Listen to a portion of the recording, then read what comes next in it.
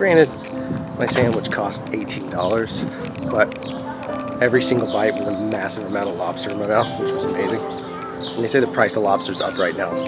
We'll see. I'm a little buzzed from it. Had a root beer. Yep, root beer. Change, yes. Who's the next celebrity? All right, we go downgrade. $10. Who got $10 now? Same day life. Oh, now you got $10. 20 is too high. You're safe. You're safe.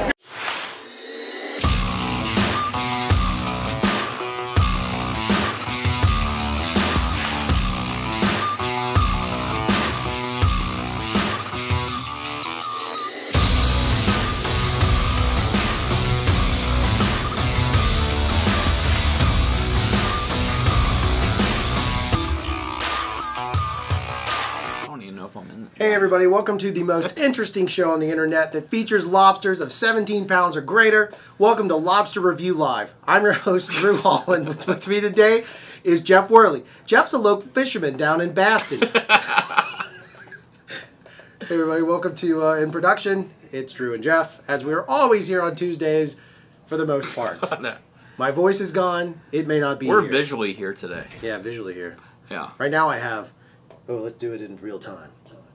In a land before time, there was CRFTSHO. Yeah, we won't put you through the feedback. I lost my voice. It's coming back, but I can do a mean trailer voice. In a land, there was Drew, one cop. I don't know what any of that means. You going time cop with it? Time cop. Welcome to the show. I was just in Baston. You were. Both of us are coughing, so... Yeah, we both have coughing fits. Yeah. We've, it's going to be a fun show. This four weeks straight now, for Yeah. me, 4 weeks straight without a single day off, is getting a little absurd. I'm happy for the work. I am blessed, thank God. Yay, hooray. Stay away, Yeah. baby seals. We're a little tired. Yeah. Maddie, don't start sending pictures of lobsters. Yeah. I'm not going to rate your Yeah, lobster. I will rate your lobster. Send I'm your not lobster. gonna- That is not code for anything. For the last time, no. That was the I'm wrong not no. doing it. But it's not. Send us your pics. We'll rate your lobsters. That's what we do here. 17-pound lobster, corrupted some footage. We did have some corrupt footage. So those of you that clicked on this and you want to scream clickbait, fudge yeah, it's some clickbait. I did. That lobster did corrupt some footage. I blame that lobster. And that is not a pun or euphemism. No, we or anything literally either. had corrupted footage. Like, for real, had corrupted footage. So we're going to talk about that on today's show because it was kind of embarrassing, but it happened. So I was in Boston for a really awesome gig with a really awesome company doing stuff for those peeps. Jeff was here playing Fortnite, enjoying... Didn't play Fortnite, actually. No. Unfortunately. Jeff was working. Yeah. Ah, Father Tone Changes here. Oh, hello, Father Tone Change. I'll be calling you shortly Yes. after. You know that. All right, so on today's show, yeah, like I said, we're going to go over some corrupted footage. I've got like a little how-to to fix it if you ever had it. We'll go into more detail, but a file on the GH5 on a Panasonic card. Yep. No, it's GH5S. GH5S, Panasonic card. It came back with an MDT error, so that it was pretty nasty. It would not work. We tried it in everything we could, and we had to figure out a way to fix it. So we're going to go over that in case you ever have that happen, and I'll reveal how I believe it happened in the video. Yes. So, how's everybody doing? Hope you're doing well. Yeah. Welcome to the stream. Hey, Maddie B, you should buy that website. Yeah. RateMyLobster.com. That will quickly turn into an Andrew Weiner fan club website. Yes, it will. And Trev said the best thing, what he usually does, is go back to the last place he saw something when he loses it. Mm-hmm. So, guess you should go back to Boston. Go back to Boston. Have fun. Yeah. Well, dude, I ate so many lobster rolls. Man, it was it's out of good right control. now. Like, I was just a lobster roll eating machine. Just wait until you It was get delightful. them 6 months of snow. Yeah, that's what everyone was saying. It's like, oh, it's beautiful during this time of year, but winter is hell, you know? Because it is now summer here. Yeah, it's officially 100 degrees outside. Yes. It's nasty. So, yeah, I was up in Boston. One of the things we were going to talk about is just some other road trip challenges, tips and tricks. I'm going to show you guys one of them that's huge. This is maybe, for us, it became a major game changer. I've been sitting on it. We've debated. We've talked about it before on whether or not we'll ever reveal this. And I finally decided, why not? It was such a great process. Yeah, Gold Bond grip butt for sure. I'd finally reveal like what I think is one of the best tips I could possibly ever give any professional that doesn't know about it yet. If you already do, that's great. I know I've seen other people write up about it, but I didn't know about it until another professional passed it along. So I'm doing it on a global scale. If you guys screw this up, I'm coming after each and every one of you. No! Because it's really made life easy. So we'll talk about that as well. We were going to drink a beer because I don't have T-ball for once. So we were going to have a beer. I don't know what that beer will be. Jeff's going to fetch it.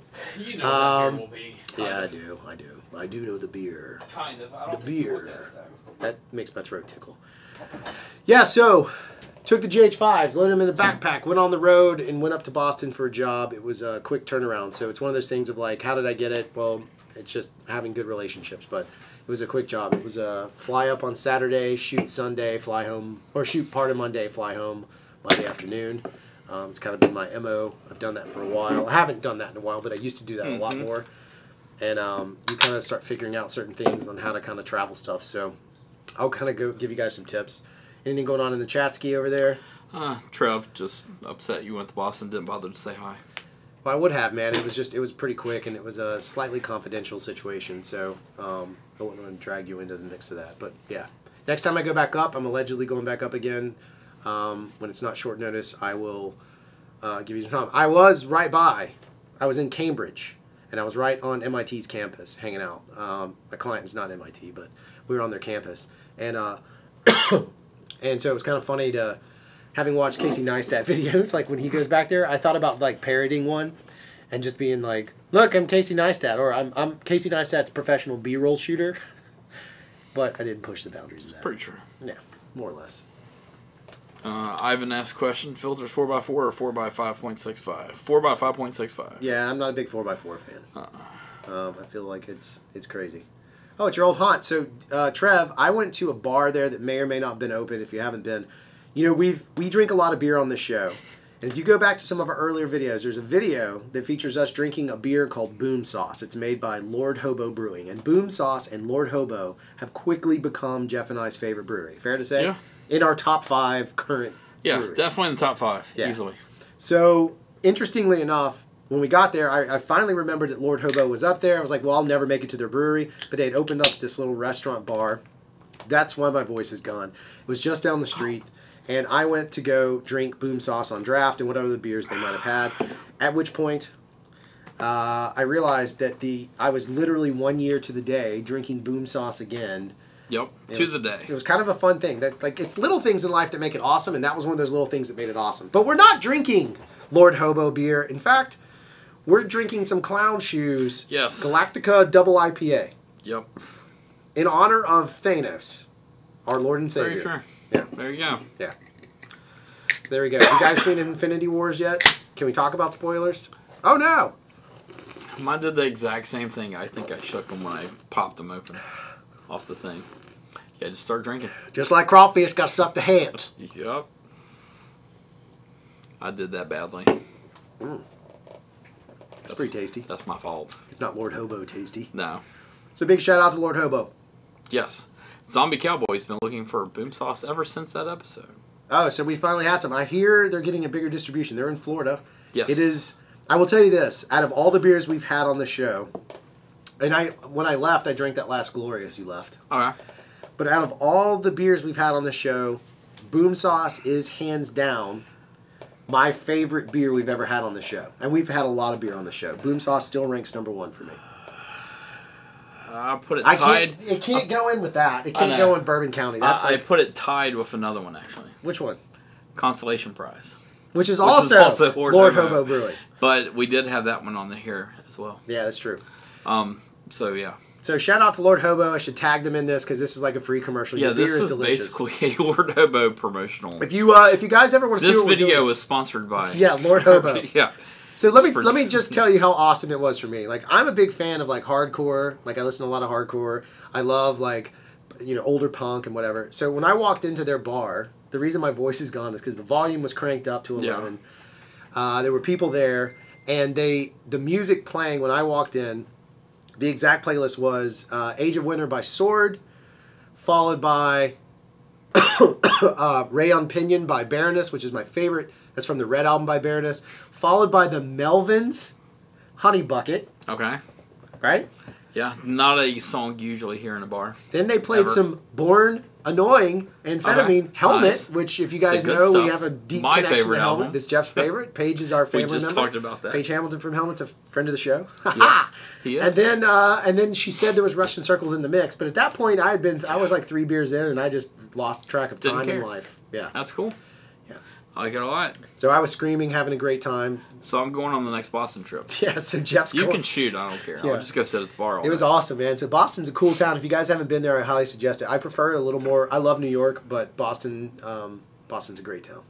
And so much seafood. I ate a lot of seafood. I'm pretty sure I like Boston more than New York. Yeah? Yeah. But you've never been. Yeah. Never been to Boston. New York's just not my kind of town. Yeah. So people that watch this show have often complained. I got called the other day, called out that I'm fake. I'm fake humble because I wanted people to know I had a red because I made a video about why YouTubers Okay. shoot on red. Yeah. You're right, sir. I am fake humble. I'm very proud of the fact that I busted my ass for a number of years to save up enough money to get a red. But Yeah. I just don't drop it all the time, bro. No! I don't get that. No. It was stupid. It is stupid. But whatever. Some people complain because we don't Yeah. go straight into the topic. Well, that's what like other people do. We came to hang out with our friends, our community, our Yeah. buddies, our pals, our whatever everybody is. We're hanging out. That's what we do on this show. Yeah. On a Tuesday afternoon, we craft. We crack open a craft beer. Yep. We look at Lord Vader. We talk about Lord Hobo way too much. On this Yeah. show, at least. Yeah. Good on that route. Is anything happening? If not, I'm Yeah. going to share the thing. Trev, Boston is better. He has a love-hate relationship with New York, especially baseball. Of course. Yeah, he's got to be a Red Sox fan, I'm going to guess. Yeah. Yeah, Steve Holt, comic book nerd, Infinity Wars is missing so many characters. Story's different. It made me sad. I didn't mind it, but I understand your point. Yeah. Ivan, we should move our stream to 9 to 10 p.m. our time. So we get shit faced? Yeah, invite 1 to 2 guests and get shit. We try to invite people here too, and like Nobody wants to come be part of the club. I invited somebody that's literally Melissa Etheridge. Yeah. We invited Melissa Etheridge. We have a probably very, about 5 minutes away. Yeah. Don't want to get out of bed. No. It's not he's working. Yeah. Yeah, Melissa is a guy. Yeah, Melissa is a guy. Well, now we're arguing about that. Oh, Czech Republic. Hello, sir. Sweet. Yeah. Yeah. Philippe, nice to see you. First time and catch you live. Well, we are so Yes. glad you are here, sir. You will get your very own. This is dedicated to Philippe. No! You're awesome. You get a baby seal troll force button push just for you. Nick is here. All right, Nick. Yeah. Always good to see you. Are you off today, Always. buddy? Why are we not working with you, Nick? We're all over Yeah. the world, bruh. Where you at? I thought you could make things happen, Nick. Oh, Nick. Yeah. Still waiting on Nicholas. that. Nicholas needs a trailer. There's a guy. You No, can give no him a one ever trailer. starts a trailer where there's a guy. No. Well, A lone man. maybe, but I don't think it's in a normal movie. No. I watched some movies on the plane. What'd you watch? Maze Runner 3. Oh, that's kind of your jam, though, isn't it? Those are like guilty pleasure Yeah. movies. It's boring as shit. Is it? Yeah, it's shittle. But whatever, I had a good we time. have our own. At least yours is better than mine. I watched 12 Strong. Oh, how was pretty that? rad. Dude, that's rad. That's like That's a cool. straight up. Yeah, I kinda That wanna is like see a that, straight actually. up 80s action movie. Awesome. If On they would have, horses. if they would have At least in pulled, part. if they should have just superimposed Chuck Norris's face directly on Liam Helmsworth. No, the other Awesome. Helmsworth, Chris Helmsworth. It would have been amazing. It felt like I was watching Delta Force. Remember that movie? Oh, yeah. Golden Globus Delta. Yep. Speaking of Chuck Norris, you might have seen some footage at the beginning of me standing in a crowd when I got roped into. I was with my client, so I couldn't say no. Got pulled into a crowd show, at which point a dude jumped over 6 of us, and I gave him $10. And when I got out of it, I got called Chuck Norris, and I danced very terribly. I'm going to try and show that footage from her live stream because she decided to live stream it for everyone to see. And I danced she did. terribly. I could dance if I want to, or I could have left my clients behind, which is what I should have done. Probably should have just gone straight to Lord Hobo Brewing. Yeah, that's all I wanted to do. The entire time I was there, I brought it up to everyone. That's all I I was would have like, done. I'm here to shoot your video, but I really just want to go drink beer at Lord Hobo. I actually, Lord Hobo. you know me. Yeah. On the plane, I would have figured it out. Yeah. I would talk nonstop about it, kind of like Torch Top.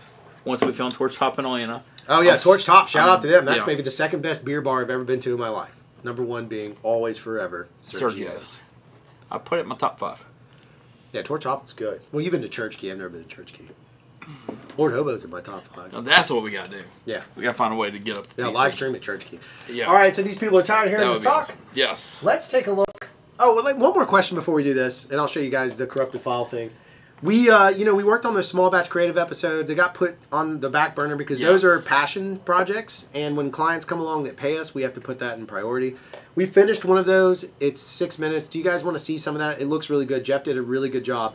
The final presentation of this will actually be an HDR. Well, there'll be 2 versions. There'll be an SDR version, and then there'll be an HDR version that'll go to YouTube. The SDR will be a Facebook release. Yeah. Do you guys want to see some of that? Some really pretty stuff with GH5. Very chef's plate on It's a all budget. GH5 actually. Yeah, it is. Everything's GH5. Everything. And it's all chef's plate on a budget. That's what we have. So Got one that says sure, let's see it. okay, so we'll do that in a minute.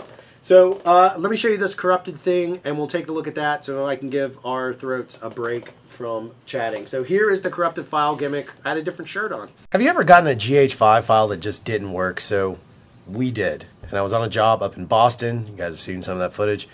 And I got back. I'd pulled all the files over, but one of them was showing .mdt. Now, it didn't work whatsoever. So I'm going to show you guys today how we can correct that very easily. In this case, it was free. Go figure. But it's a really great piece of software.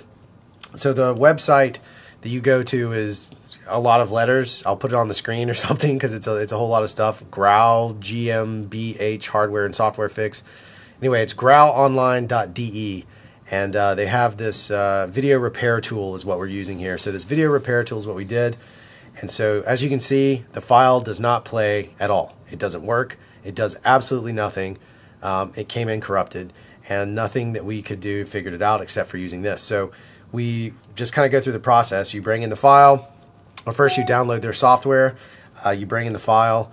And then you kind of stack things up from there. So it's pretty self-explanatory. I did have to read a little bit of instructions, but up here you can kind of see like the choose movie file. So you choose the movie. Now, before we do any of this, let me just say this. Whenever we have to correct a file or fix a file, we always try and isolate it. So I've moved this into an isolated folder, made a copy of the file. They suggest that you change it to .mp4, which is what I did. And then I just let it be on its own in an isolated space. So step 1, you do that. Step 2, you have the software. You're going to do a repair. So you choose the movie. And then I suggest choosing a reference movie that is similar. So in this case, I picked one that is 8 megabytes difference between the two. Use that as a reference. You bring them in. Now the next step is once you have your reference piece in, go under options, and in this case they're saying to correct an MDT file, make sure you click this overwrite existing codec information by reference file. That's what you want to do. Back to the repair part. Once you have all your pieces in, you hit scan. Now if it worked, it's going to show the name of the file in the bottom down here. You can kind of see it. You'll see the name down there. It's not going to play in preview. It didn't for me, but don't worry. Got another workaround for you. So once I had that file done, I actually took it to edit ready. And as you can see, I dropped it in. It converted. I've already done that step, so you didn't have to watch a conversion process. But I converted it to 444 because I wanted to keep the log as much as I could. Again, trying to keep this file the best I can. Converted to 444, and if we bring it into Premiere, as you can see, the young lady is moving on screen. When once before it didn't work, now it does. I brought in the MP4 to show you guys here, but you could also bring in the actual 444, which is hidden away, and it worked as well. So you just have to take my word. I don't feel like digging it up. But that's it. It's a pretty simple process, but it bailed us out because literally 10 minutes before I shot this video or fixed it, my client asked me, hey, do you have a shot of Sally? And Sally is this young lady right here. And it wasn't working. And so I was in a pinch. And I'd even backed everything up. So I'd left the original on the cards and then backed everything up to a drive. And we were using Panasonic cards. So it's the first time I've had this issue out of the GH5. I think I know how I caused it. So I think the issue was I just turned off the camera. So I forgot to hit record. I was tired. I had been up late. I went to this really awesome place called Lord Hobo. It's amazing. Boom sauce! You've seen that video before. We talked about it a year ago. I finally went to their brewery because I was in Boston. I think I just shut off the camera. I did not hit, end record. So it just didn't write the file correctly. Luckily, we were able to save it. Won't make that mistake again. Live and learn. Back to the show. All right, there you go. So the quick video just kind of showing you that piece of software bailed us out. It totally worked. It's very easy. Slight little learning curve, but most of you guys have all dealt with it. I did not use Panasonic's recovery software based on what the article that was attached to that file said to do, or whatever the company that makes it. And I'm not totally sure. It says on the demo mode it'll only give you 50%, so I don't know if I just hacked their business model by being able to get the full version, but it gave me the full version doing it the way I did, and so I'm not taking anything from you guys. I'm grateful for it. But I was able to fix the file, and because of that, I'm pretty excited. So it literally bailed me out of a jam. I don't know if you guys have had Big jam. Yeah, big time. Especially when your client literally just asked you about it, right? So I don't know if you've had that problem where it just wrote an MDT file and didn't finish, but I'm pretty sure, like in my sleep-deprived state, I wasn't hungover, I was just tired. I just literally shut off the camera and did not hit the record, or thought I hit record. I don't know what happened. It happened. Luckily, it's all fixed. It plays great. And if anyone asks why 444, because I just needed to make sure I had every piece of data there I could. In case there's something else wrong, at least I can bail myself out. So pretty awesome that you can still recover a file. It does a lot of stuff. They have it, it looks like it's in, I can't remember if it was in pounds or, I think it was in pounds. Oh, the program? Fee, yeah. I think it's like $200 or $119 in pounds. I don't remember. It's 99 pounds maybe. I don't remember. Which is more than in the U.S. But whatever it was, it's totally worth it. That's for a lifetime. If you don't need a lifetime, they give you like 5. You can buy a 5 license deal for like $50 or $60 or 23 pound, whatever it comes out to. I don't know. Math. N-O. So anyway, it totally worked and it bailed us out. So if you have a chance or you have a problem with the file, it's worth looking at that when you get into that position. I think it's an awesome tool to kind of like keep around. Jeff just shut the live stream. I did, not meaning to. It happens. It does. I was trying to scroll downwards. Oh, the stupid touch is on because I updated my computer, so I don't know what to tell you there. Yep. But yeah, that's it. So it kind of worked out. If you guys had any issues, if you had any problems with any of your stuff, and that was on a Panasonic card, so it wasn't really a card error, it seems like. It was the last clip of the shoot, but it wasn't a card error as much as it was what I believe to be a druser error. A druser error? I'm going to start using that. Yeah. A druser error. Anything going on in chat we should discuss? Talking about the HDR and Sumo and stuff like that. Yeah. Not really. Trev was asking if you put the name of the program in the show notes. That's why I was trying to scroll down to see if you did. Yeah, I will. I gladly will. It's whatever it was like Growl Online, Growl, G-R-A-U, whatever the heck this thing was. Let's see. G-R-A-U. There it is. Bloop. So it's, Jeff will put it down here. It's G-R-A-U online. Hold on. G-A-R-U. No, G-R-A-U. G-R-A-U. Online. Online.de. .de. Yeah, that's the website. If you need it, that's the program. Super awesome. Bailed us out. And the actual program itself is video repair software. That's what it's called. Anyway, English or German. So if any of our German friends are watching, you can actually go that route too if you need to. Auf Deutsch. Anyway, that's it. That's where we are with that gimmick. If you guys have any of those kind of problems or continue to struggle with that, beyond that, I don't know. I mean, there's lots of different recovery softwares. I think it was an F-Stoppers article we were reading. Let's talk about something else. So I was going to give you guys the best travel tips. So this is hands down one of the craziest things ever. Let me get it prepped here real quick. Actually, you know what we'll do? I'll prep that scene. I'll show you guys some footage. This is some GH5 Vlog-L footage. It's not all perfect because, again, it was just something for us. So we test certain lighting things or various structural elements, and this is the result of that video. It's like a chef's table type video. I'll just play a portion of it. But Jeff did a really good job on the grade, kind of putting it together with what we had. We were very limited, small footprint. We just wanted to see how far we could push a very simple package to tell a story, and that's kind of where we are.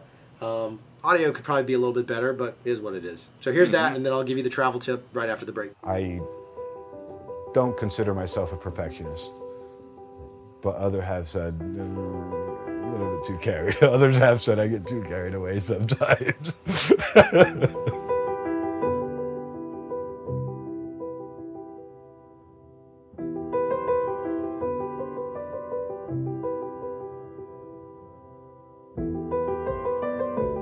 My name is Hiram Quintana, Chef Hiram Quintana. I've been in the culinary business now for almost 30 years.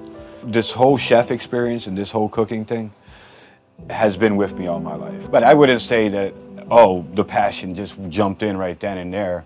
I went, you know, and I had to start off as a dishwasher, obviously, and it was a cafeteria where I first started cooking. And I went into the Epicurean excited because it was my first fine dining job, and Epicurean was the, you know, quote unquote fine dining establishment in the Phoenixville area at that time, which was true. It was, and you know, I'm just growing up in the business, so I was excited to be a dishwasher there. So every day I would watch these guys on that line, and I knew that I was a little bit more than just a dishwasher in my heart, but in their chef's eyes, I was a dishwasher. So I'm not going to sit there and force myself upon them. I'd rather learn with my structured categories. So I'll work myself in any environment, you know, and I'll start from there and just see how I progress. So that's basically how I took it in stride.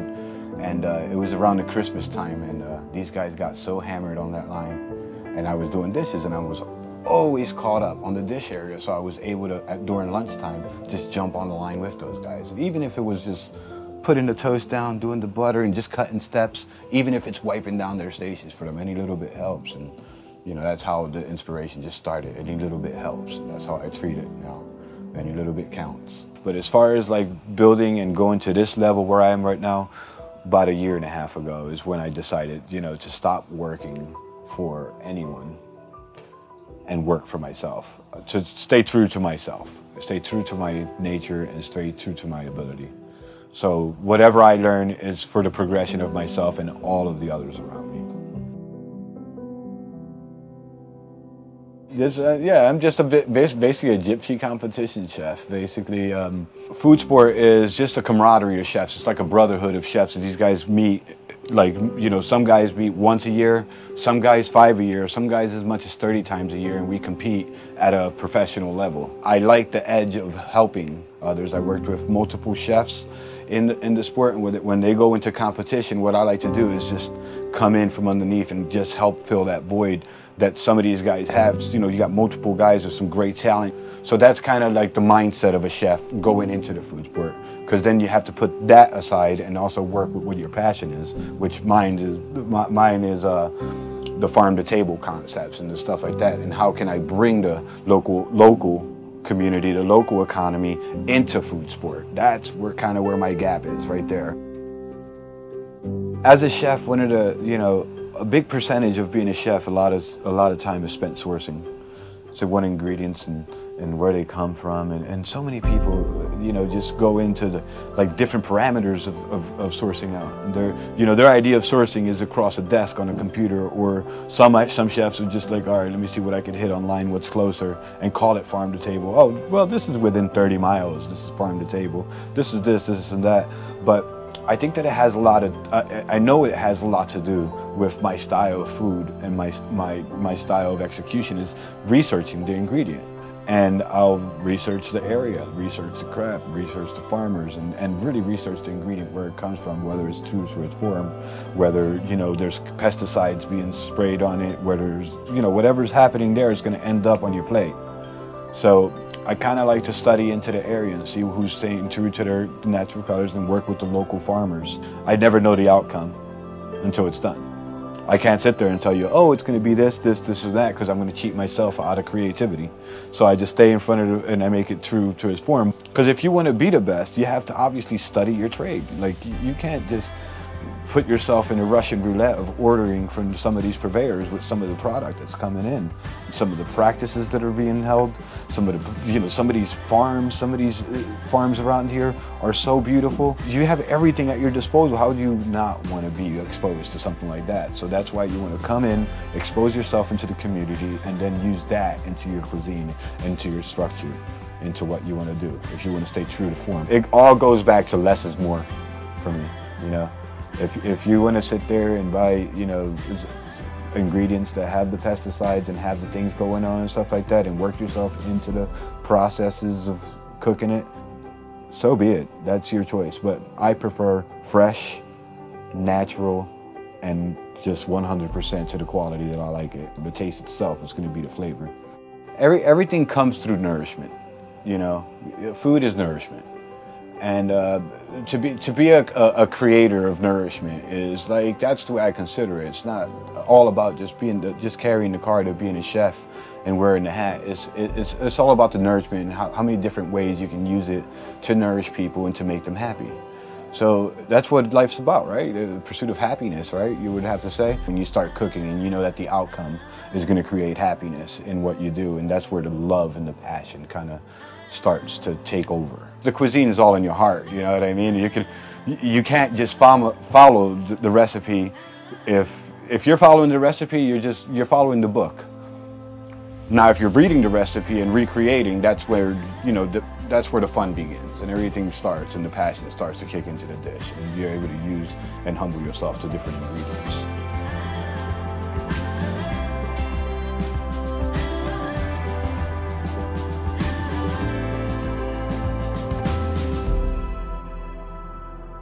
You'll learn that it's the passion's in everybody if they want to do it. It's in everything that you do on a base, but I just use it to kind of focus myself in what I do and how I create it. All right. Whoa.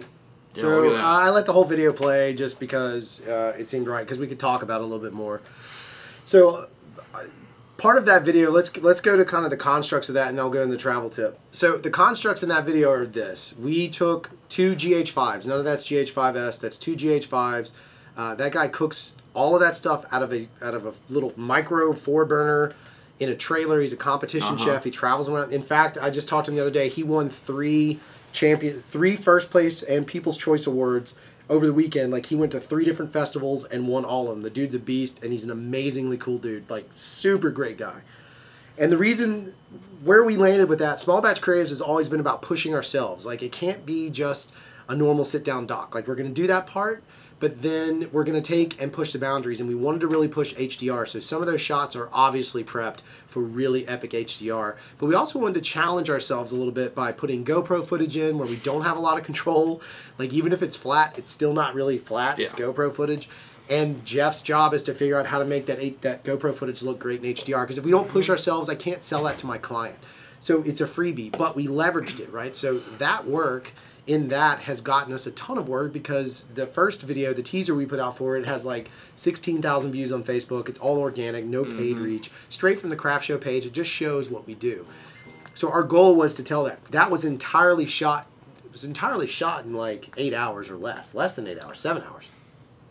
And then the edit was... Well, technically, if you go to the night footage... Oh, that was the second time, but it's like we were all 2 hours of it. Yeah. So let's say 9 hours total of footage over 2 days, but not...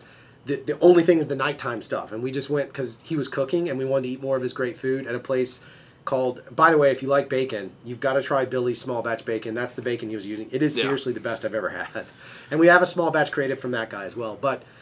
we wanted to push ourselves and see what we could do, especially on the HDR side, because I see so much stuff that's just regular footage, not thought about for HDR, and they just repurpose it. We wanted to shoot for HDR, so we were doing color pops. But we also wanted to see how far can we take stuff that's not really prepped for HDR and push it. So that has a mix of like standard. So there's some standard, Jeff graded some standard GH5 profile shots are in there. There's GoPro shots. Everything else is just GH5 Vlog. No GH5S, just Vlog. In fact, I don't even think the S was out. There might be some natural in there too. Oh yeah, some natural in there too. Yeah. But point is, we just did it to see how far we could push it as a camera test, and for us, they can leverage something else. And then on the color grade side, Jeff had to work on that side of it. And there's some shots we don't love by any means, but we think the story is good enough and it's compelling enough. Can you talk about the color grade? Because this was all done in 15, right? Yeah, it's all done in DaVinci 15.2. Yeah, and there's always shots that are underexposed. There's one in there that I just dislike tremendously. It's noise reduced and terribly underexposed. There's some other shots in there, like the GoPro, mixing GoPro footage, especially when the white balance starts to get off, it can kind of be tricky. So there's tricks to try and trick your eye. It comes down to color theory. Right. Really, you start tricking people's eyes into thinking certain colors are there, or it's a complementary color that makes it look better than it actually is. Small things like that. But in 15, it worked pretty good. I have a monitoring problem with 15 still.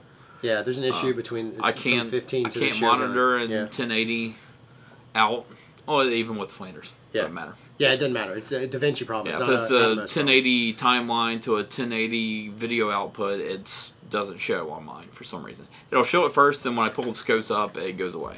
Yeah. And will not come back. But if I do it in UHD or 2K, it works. So to answer some of the questions, Yeah. that was all shot handheld. There's no gimbal involved. Yeah. That's using the stabilization in the GH5. That's a lot of 8-bit footage. So There is a lot of 8-bit 60s in there. It is, and that's people freak out over that. But I'm telling you, on a delivery side, most people aren't going to notice that. You pixel peepers might, and those of us that are like really hardcore about it. But if you treat the footage well and you respect the footage going into it, know what you need for 60, you can get away with a lot. So there's a lot of 60 in there. So 8-bit. I'm not so worried about it. We'll see. If we had to project it, it would be different. Yeah. But we're not projecting it. We're literally showing it on to the YouTube web, basically, and and Facebook. YouTube, yeah. Right? So there's no reason not to have the highest quality you can get for those two mediums, and in this case, that's what did it. Now, some could even say, well, you could have shot 1080. That's absolutely true, but we wanted to make sure we delivered a 4K HDR file. That was the test for us. That Which was is a also in-house. becomes the tricky part for the HDR too. Yeah, exactly. Yeah, some of that stuff is the 8-bit and HDR is going to be a tricky situation to try and figure out. But that's part of the it'll challenge. work. Exactly. And so that's the whole thing. Is like if we can't push ourselves and push the boundaries of something, then what good is it? Because then it's not a tool, and then we're limited, and that's not where we want to play. So we wanted to take it on. So there's time restraints. There's all these kind of restraints on us to put that together. So I'm grateful. I saw some people liked it. That's awesome. Thank you. The point we wanted to show it, again, we don't show stuff to pat ourselves on the back. We try and show stuff to maybe encourage you when we're encouraged, or to show you what we're learning too. It's an organic process. Like we've said it before, people send us stuff. If you want, send us stuff, and we'll talk about that. Like this is a community, not a single-sided scenario, right? It just so happens like we can't get everybody into a massive group chat. It would be chaos anyway. But yeah, so that's where we kind of landed with that content. We're really happy with the majority of it. I mean, there's little things, but there's some stuff you have to eat. We spent a lot of time. All the music came from artlist.io. I've talked about it. It's in the show notes. Please, if you sign up for Artlist, let me tell you the trick. Get one client on one commercial to pay for it. Charge them $200 for a song, and you just bought Artlist for a freaking year. You just got it for a year for $200. That music is great. Does it mean that other people are going to use it? Yeah, absolutely. But you're talking about web video. There's so much of it. You get clever. In fact, we did another one. I wish I could share the anamorphic stuff. I used another Artlist song for this anamorphic stuff, and it is sick. It's so gorgeous. They have great music. So if you want to use it, click below. It's not an ad for that. It does help us out, but that's one way you can support if you need music. It's $200 a year, unlimited. The only thing you can't do with it is radio. It's like a no-brainer, guys. Like that's like the best music deal I've ever come across, next to being able to write your own. And you better write good stuff, because I'm picky about music as much as you guys might be about pixels and all that stuff. Any other questions? I saw a bunch of them. Yeah, VFX is his IMAX question he had. Yeah. Shooting BTS tomorrow. Any recommendations on gear to bring along? Are you doing interviews? Yeah. Yeah, oh yeah. That's a big part. Oh, and I'm going to drop a video sometime. I had to do an interview on a very noisy road. I got some insanely good audio with a sorry, a Sennheiser MKH60P48. Amazing microphone. Amazing. I got a trick on how to get really good audio from that. At least I thought it was good, considering it was a noisy Boston good. street, Yeah. and it's pretty clean audio. Sounds so there's that pretty to play good with too. Yep. Let's see. Yes, interviews are involved. I saw that. Yes. Just and on set. Yeah, I'd make sure I have a good quality mic on set, because you never know when you're going to get an impromptu interview. Yeah. So like, just even if you shotgun it, just get close, go wide with it, do what you got to do. I'd shoot something variable. On set, yeah. I would also get something that's decently fast. Yeah, I would too. Speed-wise. Big time. Yeah. Are you on your S? Are you going to shoot on your S, Todd? I don't know if you are. Yeah. I don't know why I was waiting for you to respond. No. Like an idiot. It's coming though. Do you really think it'll show on the 4K laser screen? Do I think like the flaws? No, I think it'll be fine. To be honest with you, I think it actually look okay. For the most part, yeah. It's gonna be Rec 2020 on the 4K laser. It would be fine. We've tested some of this footage before on the 4K laser. It looked amazing. It was some of this footage was. There was GoPro in that stuff too. There was. And it looked GoPro fine. in that. Does it look good as Avengers? No, but it looked good. Good enough. Yeah. GoPro for the most part won't. Yeah, for sure. Trev has VFR questions.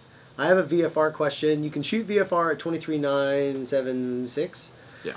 24, 30, and 60. Why would you shoot VFR at 180 at 60 frames a second and say, does it affect quality? I don't know. It's just because it's quicker for me to flip it over when I'm shooting documentary style. Yeah. That's the honest to God truth. VFR takes too many steps to probably do it. There you go. Yeah, if you have the GH5S, I'd probably put it on the high exposure if it's a darker set. I would recommend recording to your Inferno and your GH5 at the same time. Yes, I would too. That's what I would do. I would not bank on a single recording thing. If it's really important, this sounds like a big job, so I wouldn't. I would make sure I have a redundant backup, Trev. I'm sorry, Trev. Todd. Sorry, Todd. Yeah, I've got the same theater set. Now prepping to shoot. Oh, cool. Yeah, so if you're using a 4K laser, it'll look fine. You just have to deal with the Rec 2020 part. You've got to be able to deliver it in Rec 2020. 4K laser is jack squat without Rec 2020. Very so true. if you don't have something, I would suggest the cheapest solution we found is an Atomos Sumo. Yeah. It's the cheapest. Good grief. Sorry. My throat. No, it's fine. That's what I would suggest getting in one of those. Yeah. Yeah. And if you don't go Sumo route, Small HD apparently makes one as well that's a little bit more expensive. But it's smaller too, isn't it? It is smaller. So you got to think It's about a 17 instead of a 19. Yep. But I mean, it's still doable. Yeah. So it's but outside of those two, then you're talking about some major money. All right, so let me give you guys the travel tip, Yeah. and we'll answer some more questions as we go. So you can see this back here, right? You can see this ginormous case. It's pretty big.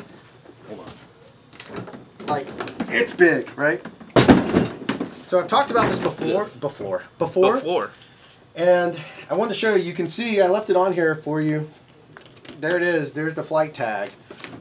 Shipping this case on a flight is going to be a nightmare. It's going to be expensive. I think the rough price, based on what this was weighted down with, it was probably going to be $85, $75 to $85 just to put it on the plane, if not more.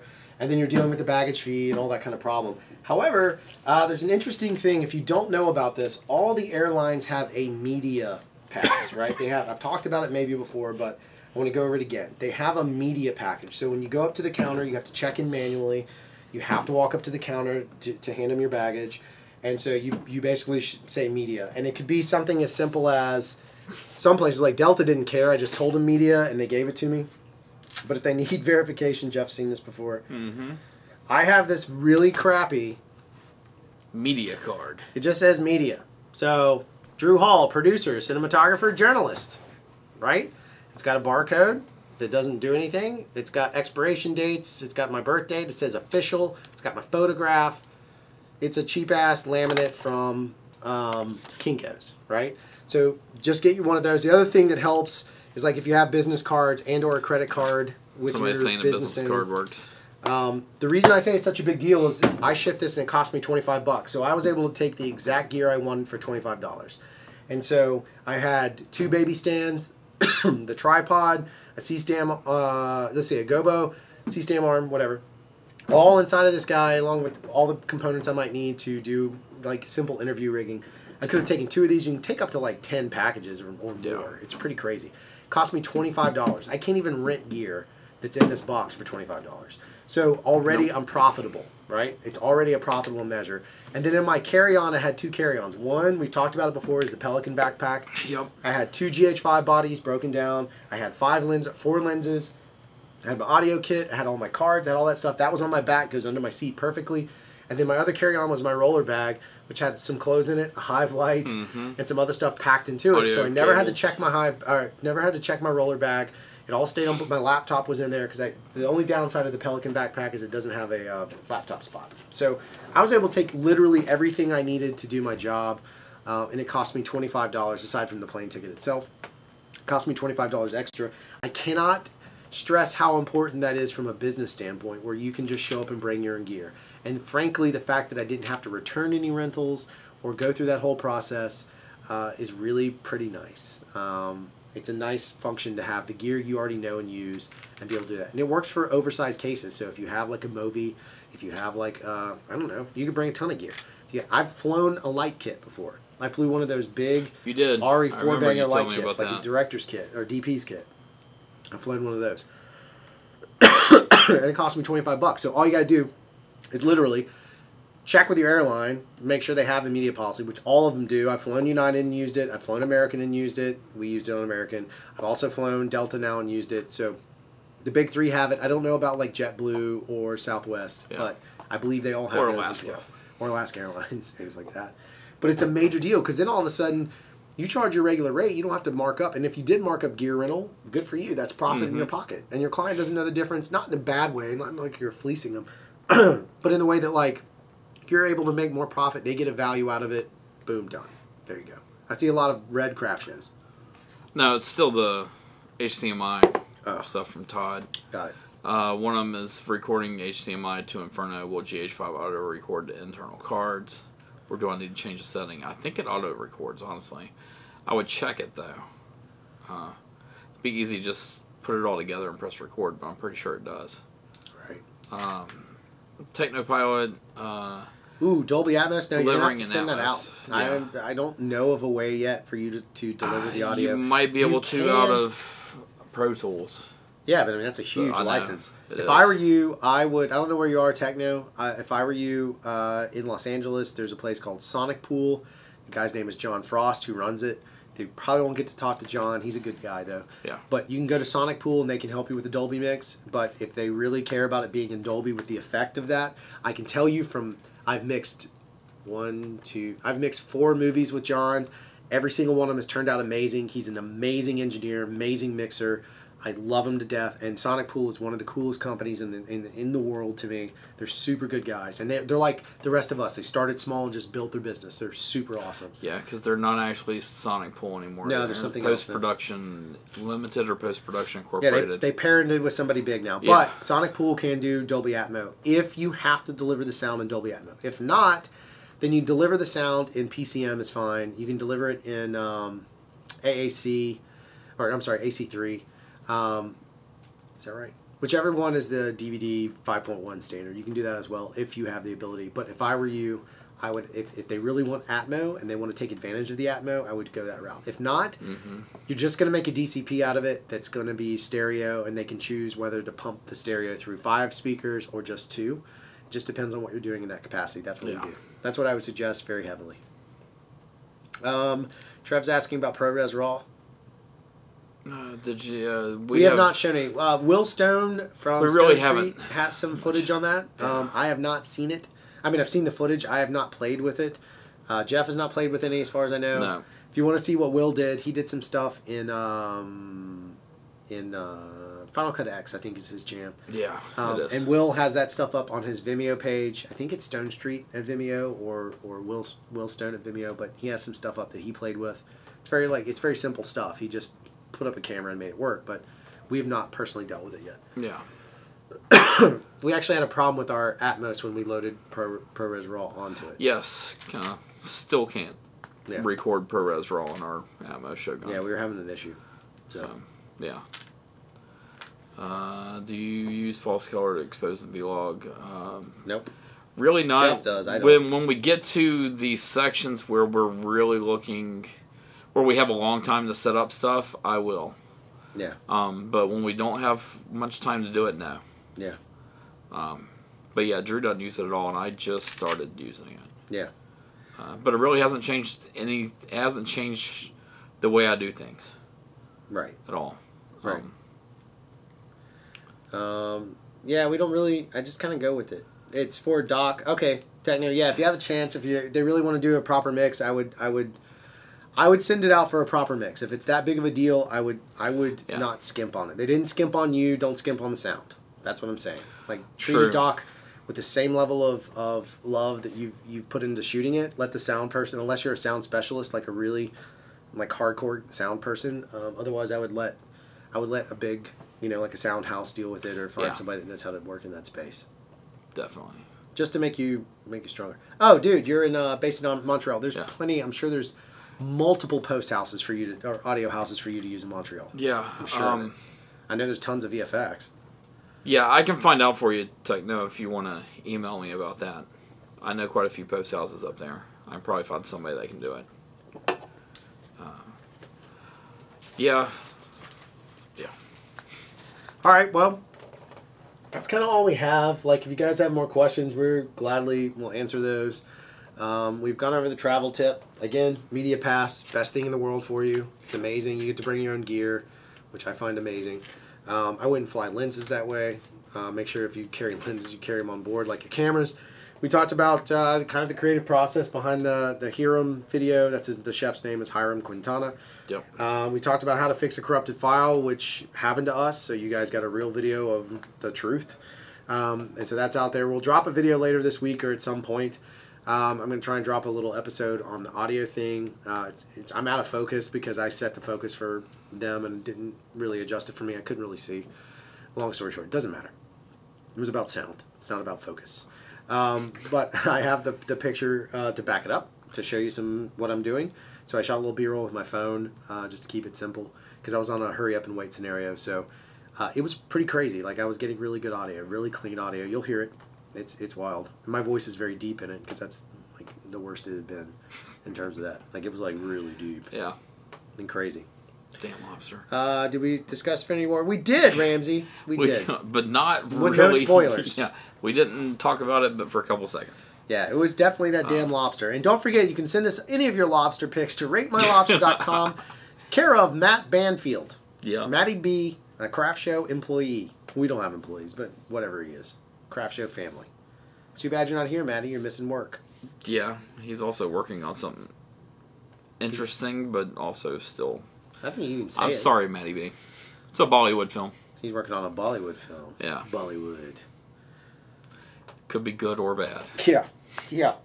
Either way. And as soon as they clear us to show some of that anamorphic stuff, I just like, y'all don't know how great. Oh, another fun news. We bought a Dana dolly today. Oh, we did. If you guys use a That's Dana. true. We're excited about having a Dana in the mix. Yeah. Yeah. Clark, yes. Yeah, I Clark. know. I'm know kind of Clark. excited about it. Yeah. I just got to get to that time period where I'm done with work. Is that a Keystone? 8mm. Yeah, it is a Keystone. Sure enough. It was Dawson's. So that's why it sits on the set. And if you're new to the channel and you don't know who Dawson is, there's a video about it. I don't really want to go into it. It makes me sad. Still. Yeah. Okay, well, I'm going to keep the chat ski open. I'm going to kill the live stream. If you have any more questions or comments, you're welcome to talk to Jeff about it. Yep. The chat ski will stay open, but we're going bye-bye. Thanks for watching. We'll see you whenever we see you. We don't know what's about to happen. We're in the weeds like we've never been before. In the hopefully next Tuesday. Yeah, hopefully we're here next Tuesday. If not, but, we'll try to let you know beforehand. We might schedule another time. You know, if you guys, if there's another time, I know everybody has a different time because everybody's in different time zones. But if there's something you really want to see, and when we're in Atlanta, we got a pretty good crowd too. Yeah, yeah. If you guys would rather a later show, it's just harder for me because I have my kids and I like to see them. Yeah, it also depends on what we're doing because if we're out shooting something, it might end up being a later show. Yeah, that's true. So that's totally true. All right, well, that's going to do it. Thank you again. We truly appreciate you being here. Thanks for hanging out with us.